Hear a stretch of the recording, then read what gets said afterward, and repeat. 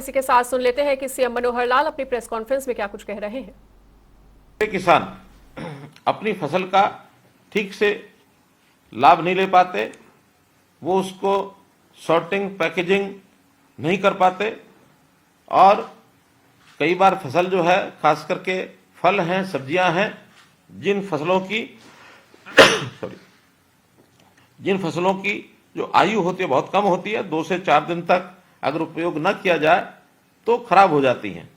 इस प्रकार उनको सबको एक प्रकार से ठीक से उनकी स्टॉक करना और समय आने पर ठीक कीमत उनकी मिले उस समय उसको बेचना, और साथ ही एग्रो बेस्ड इंडस्ट्री के नाते उसका कुछ ना कुछ उत्पाद बनाना और फिर उसको बेचना, ऐसे समूह को एक साथ करने के लिए सरकार ने योजनाएं बनाई और एफपीओ के माध्यम से ये सब काम किया।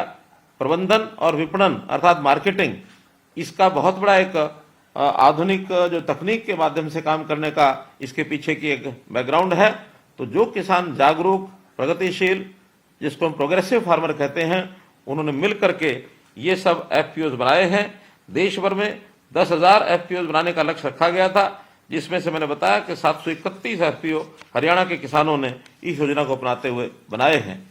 वैल्यू एडिशन करके किसान की आय डबल करने में ये बहुत बड़ा एक साधन जो है ये बना है, और इस नाते से संरक्षित भंडारण करते हुए और हम लोग जो सफल किसान हैं उनके साथ आज हम जुड़े हुए हैं। उन्होंने सबने अपने पैक हाउस बनाए और पैक हाउस बनाने के बाद ऐसे किसान मार्केट में जहां कहीं अच्छा भाव मिलता है वहां बेचने के लिए सिस्टम बने हैं। इससे बाजार से सीधे जुड़ गए, जब भी अच्छा भाव मिलता है तब बेच करके आते हैं। और खासकर बीच में जो लोग ऐसे होते हैं जिनको जो हमारे लाभ में से हिस्सा बांटते थे, उनकी बजाय सीधा ही मार्केट में जुड़ने से और लाभ ज्यादा होने लग गया है।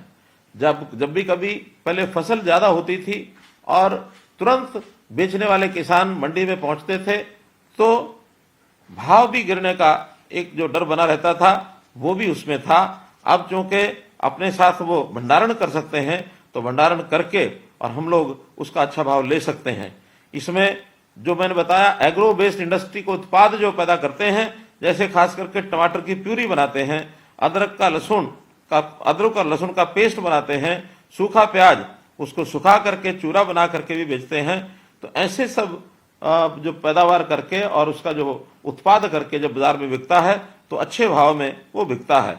इस प्रकार लघु उद्योग करके और किसान भी उद्योगपतियों की श्रृंखला में ये आने लग गया है। और हमें जैसा कई जिलों के अंदर विशेष प्रकार की फसल जो पैदा होती है, सिरसा में कीनू है, कुरुक्षेत्र में आलू है, करनाल में सब्जियां हैं, जिला सोनीपत में बेबी कॉर्न और मशरूम ये बहुत होता है। तो इस प्रकार का जो उत्पाद है उसको सारे यानी देश में, खास करके हमारी दिल्ली और इसके आसपास की जो मार्केट है उसको भी करने के लिए और एक अवसर जो उनको मिला है।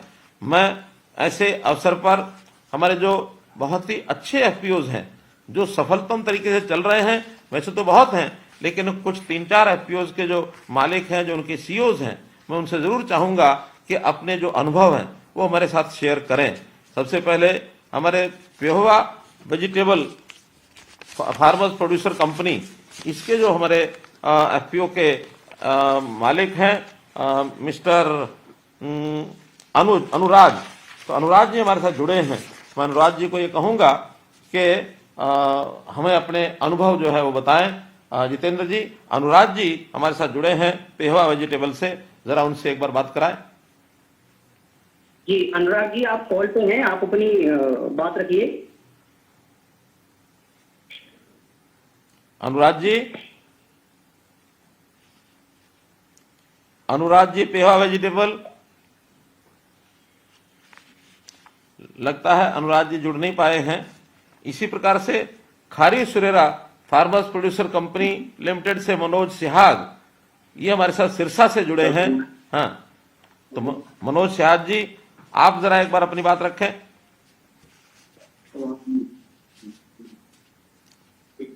मनोज सिहाग जी, जितेंद्र जी जोड़िए जरा मनोज सिहाग जी को। जी हम मनोज जी को ले लेते हैं सर।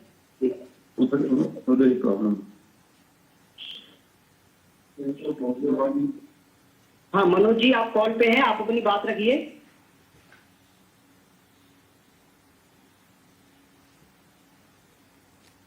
लगता है कोई टेक्निकल फॉल्ट है जो आपके लोग जुड़ नहीं पा रहे हैं ये।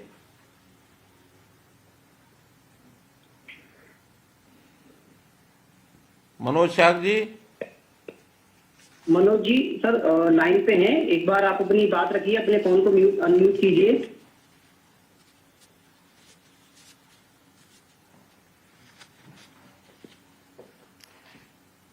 अटेरना ऑर्गेनिक से जैनेन्द्र चौहान जी,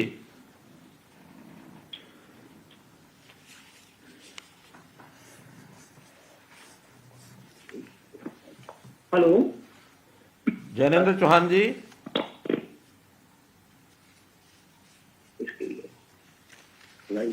गो स्मार्ट फार्मर। आवाज आ रही है जी? हाँ, कौन बोल रहे हैं? कौन बोल रहे हैं?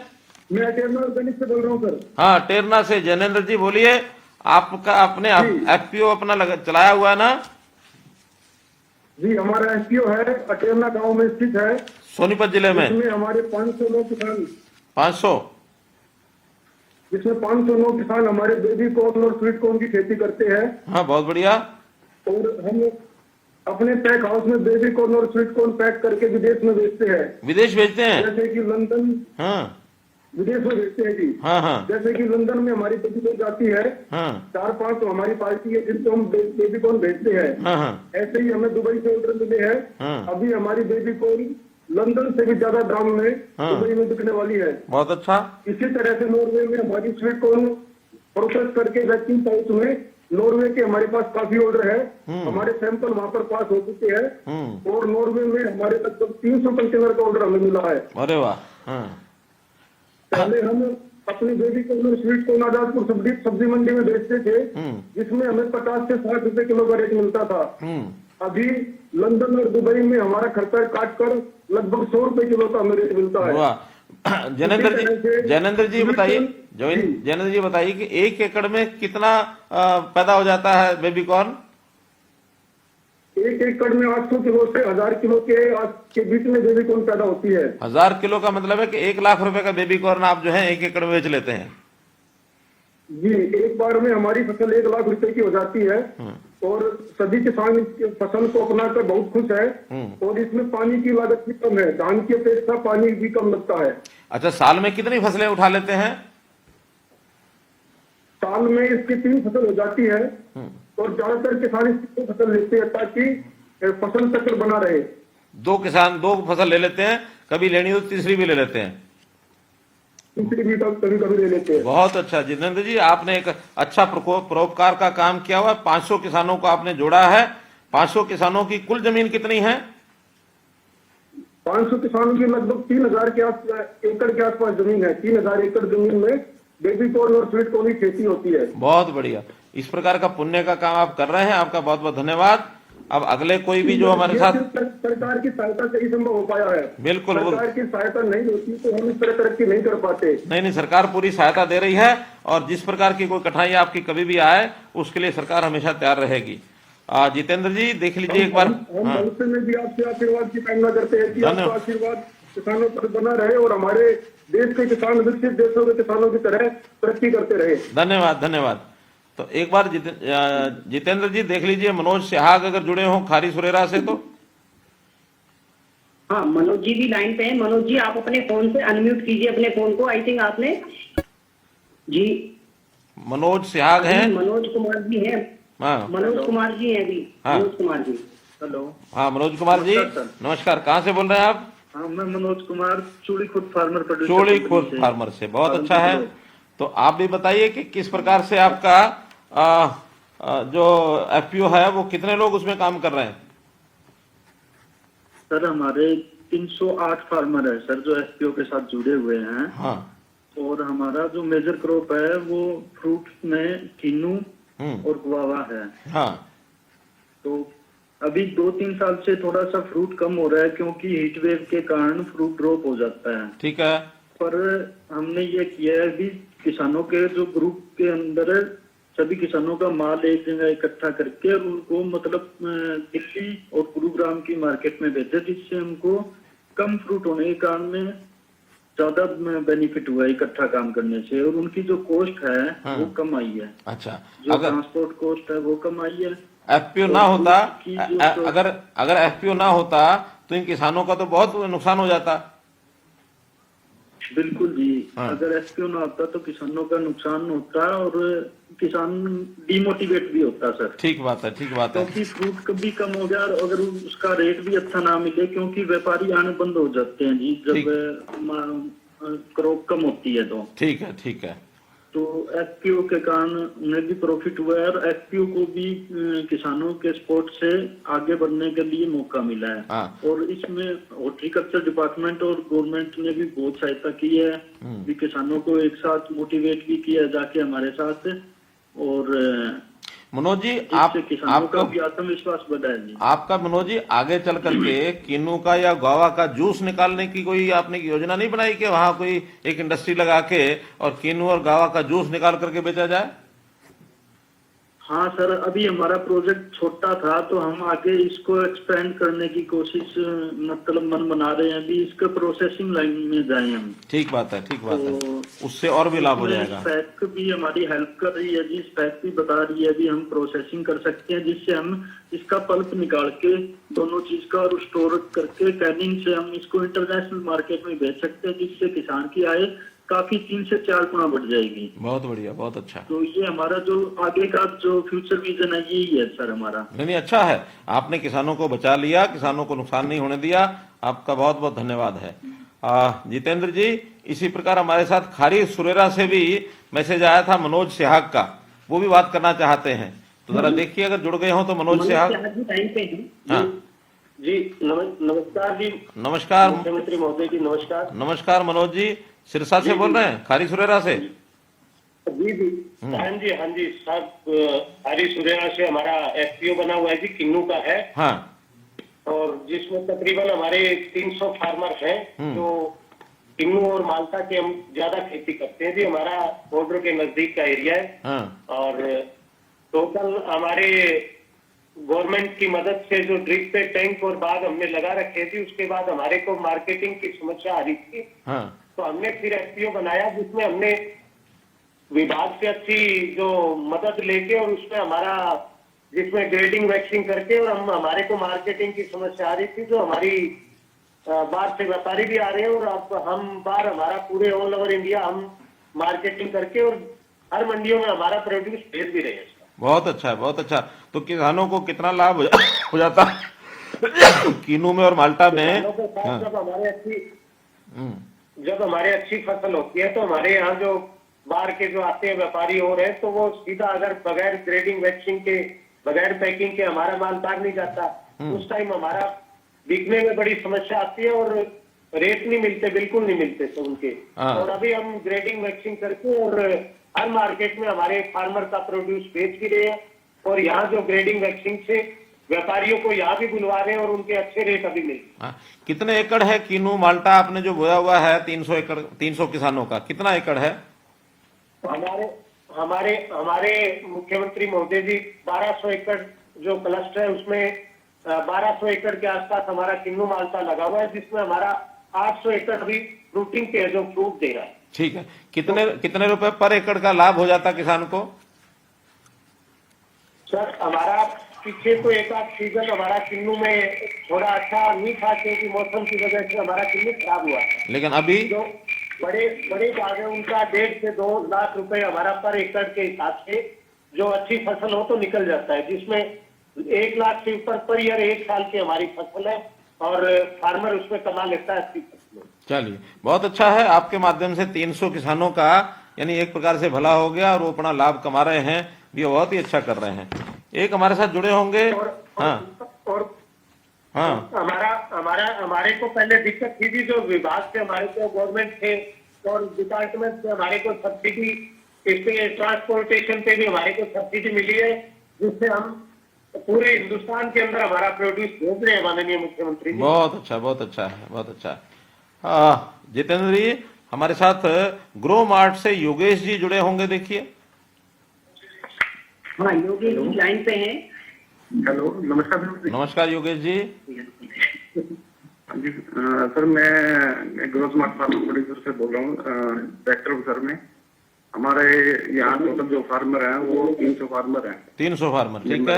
हाँ हाँ 300 मेंबर हैं और हम कॉन्ट्रैक्ट फार्मिंग करते हैं। एक कैनेडियन कंपनी है जिसका नाम मैकेन है। मैकेन, हाँ हाँ जी, हाँ वो बेसिकली कॉन्ट्रैक्ट फार्मिंग करते हैं। पोटैटो का है हमारे पास। तो उसमें क्या रहता है कि हम शॉर्टिंग ग्रेडिंग करके एक इसको कोल्ड स्टोर में लगाते हैं। जैसे कि आपकी बार आलू का रेट 3-4 रुपए मंडी में रहा है और हमने जो बाय किया है फार्मर से वो 10 रुपए में बाय किया है एवरेज प्राइस में। ठीक है। तो ये आलू का चिप्स वगैरह की कंपनियां वो लेके जाती हैं आपसे? हाँ जी, ये फ्रेंच फ्राइज के लिए जाती हैं, जिसकी फ्रेंच फ्राइज की स्माइली ये बनती है ना, इन कंपनियों में जाता है सर ये। बहुत अच्छा है, बहुत अच्छा है। तो आपके द्वारा इतना बड़ा लाभ हो रहा है लोगों को, तो इसमें कुल मिला के 300 किसानों का भला ये हो रहा है। बहुत ही अच्छा है। देखिए, कुल मिलाकर हमने 4-5 लोगों से जो बातचीत की है, लगभग 300, 400, 500 लोगों के किसानों के जो समूह बने हैं, इतने लोगों को इस प्रकार का लाभ होना, सामान्य स्थिति में 1 लाख से 1.5 लाख 2 लाख रुपए एकड़ तक का भी लाभ इनको सबको मिल रहा है। और कभी मान लो छोटी मोटी कोई नुकसान भी होता है तो अपनी योजना से सारा इकट्ठा जब बाजार में बेचते हैं, वो नुकसान इनका पूरा हो जाता है, भाव भी अच्छा मिल जाता है। तो एक अच्छे काम के नाते से ये एक स्कीम भारत सरकार की, हरियाणा सरकार की मिलकर के चल रही है। इसमें कुछ और योजनाएं भी आगे के लिए हमारे ध्यान में हैं और उन योजनाओं को लागू करने के लिए हमारा हॉर्टिकल्चर डिपार्टमेंट नई नई स्कीमें बना रहा है। मेरे साथ संयोग से हमारे डायरेक्टर हॉर्टिकल्चर अर्जुन सैनी जी जुड़े हुए हैं। अर्जुन सैनी जी, आप भी थोड़ा इनको बताइए कि भी किस प्रकार की स्कीमें और आगे आने वाली हैं, ताकि ये सारे किसान जो आज हमारे साथ जुड़े हैं ये उसका लाभ उठा सकें। कई हजार किसान आज साथ जुड़े हैं, वो स्वयं के जो एफपीओ बने हुए वो तो ठीक ही है, इन एफपीओ का विस्तार करने के नाते, नए एफपीओ बनाने के नाते अगर वो आगे बढ़ते हैं तो उन स्कीमों का लाभ उन सब किसानों को होगा। अभी भले ही हमारे 10 या 12 हजार किसान ही जुड़े हैं, लेकिन मैं चाहूंगा कि हम 5 गुना किसान, 50 हजार किसान इसमें जोड़ करके अपने किसानों को लाभ करा सकें। तो एक बार अर्जुन सैनी जी, आप भी जरा एक बार कुछ नई योजनाओं पर, स्कीम पर बताइए अपने किसान भाइयों को। जी सर, मेरी आवाज आ रही है? हाँ हाँ आ रही है अर्जुन जी। हाँ जी सर। सर पहले तो मैं ये बताना चाहूंगा कि जैसे एफपीओ का आज जो आपने फोन इन कॉल का कदम उठाया तो वो बहुत सराहनीय है सर। हमारे टोटल जो सर 731 एफपीओ उसमें लगभग 1 लाख से ज्यादा किसान हमारे सब सदस्य है जो इसके मेंबर बने हुए हैं। अच्छा। सबसे पहले मैं 2 मिनट में ये बताना चाहूंगा कि एफपीओ को, क्योंकि सभी जुड़े हुए हैं तो उनको ये बताना भी उचित रहेगा कि एफपीओ को बनाने के लिए लगभग सरकार के माध्यम से सर 33 लाख रुपए दिए जाते हैं, जो कि 3 वर्षों में दिए जाते हैं। 18 लाख रुपए हम उसका काम के लिए देते हैं अगर एफपीओ कोई बनता है। उनकी चाहे रजिस्ट्रेशन कॉस्ट हो सर, उनको ट्रेनिंग का खर्चा है, अगर वो ऑफिस भी सेटअप करते हैं उसके लिए भी पैसा हम देते हैं, उनके इवन बिजली का बिल भी होता है और टेलीफोन का खर्चा है वो भी उसके अंदर शामिल है। वो अपने लिए अगर कोई इक्विपमेंट खरीदते हैं जैसे कंप्यूटर का भी पैसा उनको रखा गया है। और अगर वो 2 बंदे एफपीओ को चलाने के लिए रखते हैं जिसके अंदर एक सीईओ या मैनेजर टाइप का आदमी और एक अकाउंटेंट है, उसके लिए भी उसकी सैलरी का प्रोविजन किया होता है। तो इस तरह सर 18 लाख रुपए हम एफपीओ को 3 वर्ष के अंदर हम देने का प्रावधान है और एफपीओ हमारे इसके लिए मदद ले रहे हैं। तो सभी मेंबर जुड़े हुए हैं, वो हम चाहते हैं जागरूक रहें और एफपीओ से अपने उनको डायरेक्टर से इस बारे में भी बातचीत करते रहे सर। इसके अलावा सर दूसरा छोटा पॉइंट ये भी है कि इक्विटी ग्रांट भी हम देते हैं